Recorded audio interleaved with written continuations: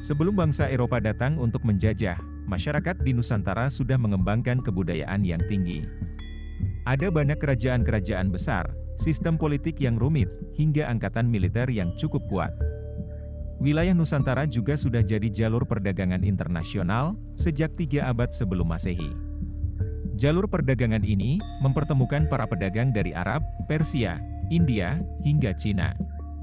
Banyak kebudayaan kuno yang menerapkan praktik perbudakan, mulai dari Mesopotamia kuno, Mesir kuno, Cina kuno, Romawi, kekhalifahan Islam, hingga penduduk natif benua Amerika. Sama seperti yang terjadi di banyak kebudayaan dunia yang lain, perbudakan manusia juga telah hadir di kebudayaan masyarakat Nusantara. Perbudakan manusia jadi sesuatu yang lumrah, dalam pandangan banyak adat istiadat, bahkan juga agama.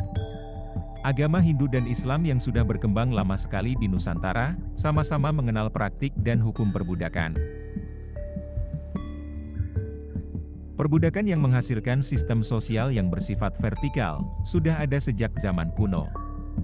Banyak orang yang bahkan merelakan diri untuk dibeli sebagai budak. Hal ini biasanya dilakukan oleh orang yang sangat miskin, atau mengalami kondisi ekonomi yang sangat buruk, hutang yang menumpuk, gagal panen, dan berbagai malapetaka yang lain. Daripada mereka kelaparan atau terpaksa menjadi pengemis, mereka lebih memilih untuk menjadi seorang budak. Augustin de Bouillon, seorang jenderal Prancis yang pernah melakukan ekspedisi ke Asia Tenggara pada abad 17, menulis kalau banyak penguasa di kerajaan Aceh memiliki ratusan budak dan hamba sahaya. Para budak ini dipekerjakan untuk membabat hutan, melakukan penggalian, hingga membangun istana.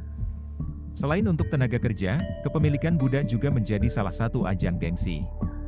Semakin banyak budak yang dimiliki seseorang, maka semakin tinggi pula kedudukannya dalam masyarakat.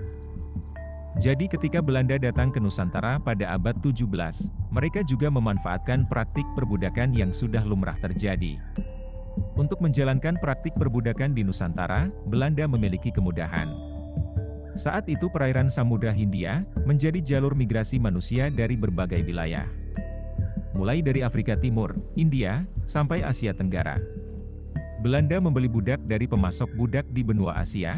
Kebanyakan dari mereka berasal dari negara-negara kecil, atau orang-orang yang tidak memiliki kewarganegaraan. Pasokan budak yang diperoleh Belanda, banyak yang berasal dari wilayah di anak benua Asia seperti Benggala, Malabar, dan Coromandel. Antara tahun 1626 sampai 1662 misalnya, ada ratusan ribu budak yang diambil dari wilayah-wilayah ini setiap tahunnya. Para budak ini lalu dibawa dan disalurkan ke daerah-daerah sentral kekuasaan mereka seperti Batavia, atau ke wilayah pos-pos perdagangan mereka yang lain seperti Malaka dan Makassar. Belanda juga menyalurkan banyak budak ke wilayah perkebunan mereka yang ada di Ambon dan Kepulauan Banda. Para budak ini dipekerjakan di banyak bidang. Di Batavia Belanda mempekerjakan mereka di bagian perkapalan dan pelabuhan, sedangkan di wilayah tertentu seperti Kepulauan Banda, para budak ini bekerja di perkebunan. Kompeni Dagang Hindia Belanda tidak hanya berdagang rempah-rempah atau hasil perkebunan saja, tapi mereka juga mengeruk banyak keuntungan dari perdagangan budak selama ratusan tahun. Belanda memanfaatkan wilayah-wilayah Asia atau Afrika yang sedang dilanda konflik dan peperangan untuk membeli banyak budak dengan harga murah. Para tawanan perang ini dapat dibeli dengan harga murah, dikumpulkan di wilayah-wilayah sentral pasar budak seperti Malaka, lalu disalurkan ke berbagai bidang yang menyerap banyak tenaga kerja. Kompeni Dagang VOC tercatat mengangkut dan menyalurkan ratusan ribu hingga 1 juta orang budak, sepanjang aktivitas mereka di Hindia Timur, dan mereka tentu saja mengeruk banyak keuntungan dari praktik perdagangan budak ini.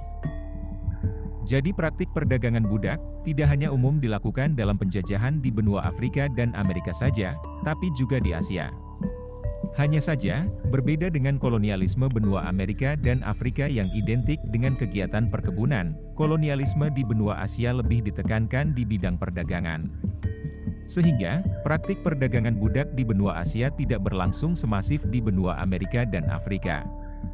Meski begitu, pasar perdagangan budak tetap merupakan pilar penyangga dalam kegiatan ekonomi dan perdagangan VOC. Setelah Kompeni Dagang VOC dibubarkan di akhir abad 18, praktik perdagangan budak masih tetap berlangsung di bawah pemerintahan Hindia Belanda. Belanda termasuk terlambat melakukan penghapusan perbudakan dibandingkan Inggris dan Prancis, yang telah melakukannya pada tahun 1833 dan 1844. Belanda baru menetapkan aturan penghapusan perbudakan di Hindia Timur pada tahun 1860. Meskipun aturan penghapusan perbudakan sudah dibuat, kegiatan perbudakan masih tetap terus terjadi bahkan hingga abad 20. Perbudakan telah menjadi roda penggerak ekonomi kolonial, karena alasan ini, kegiatan perbudakan masih tetap berlangsung jauh setelah aturan itu dibuat.